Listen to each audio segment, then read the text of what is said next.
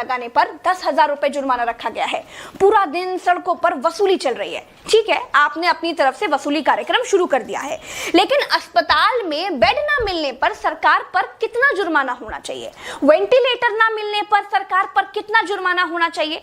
Corona test ना होने पर सरकार पर कितना जुर्माना होना चाहिए? शमशान में मुर्दा जलाने के लिए लकड़ियां ना होने पर सरकार पर कितना जुर्माना होना चाहिए? शमशानों में दिन दिन भर मुर्दा जलाने की वेटिंग के लिए सरकार पर कितना जुर्माना होना चाहिए?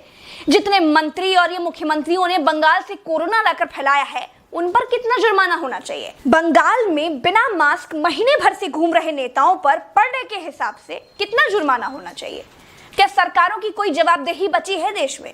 क्या सरकारों से सवाल पूछने वाला बचा है कोई देश में? क्या कोई पूछ सकता है कि 1 साल से देश कोरोना महामारी झेल रहा है, आपने पूरे देश में कितने नए हॉस्पिटल बनाए हैं?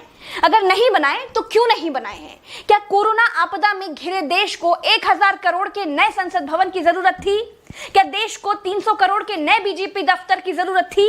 क्या देश को तत्काल 1100 करोड़ के राम मंदिर की आवश्यकता थी? मंदिर के लिए चंदा मांगा जा सकता है तो हॉस्पिटल बनाने के लिए भी सरकार चंदा मांग सकती थी, लेकिन अस्पताल बनाने की नियत नहीं थी। मूर्ति बनाने की नियत थी तो बना दी। सरकारों ने अस्पताल नहीं बनवाए। क्या इस देश की पब्लिक सरकारों पर कोई जुर्माना लगाएगी? क्या कोरोना आपदा में देश को कुंभ सजाने की आवश्यकता थी? क्या देश को कोरोना महामारी के बीच बंगाल चुनाव में रैलियों की आवश्यकता थी? नहीं थी। देश को अस्पतालों की, डॉक्टरों की, कोरोना की दवाइयों की जरूरत थी। कुछ दवाइयां बनाई भी तो वाहवाही के चक्कर में विदेश भेज दी। आधे अधूरे टीकाकरण में देश अभी अटका हुआ है।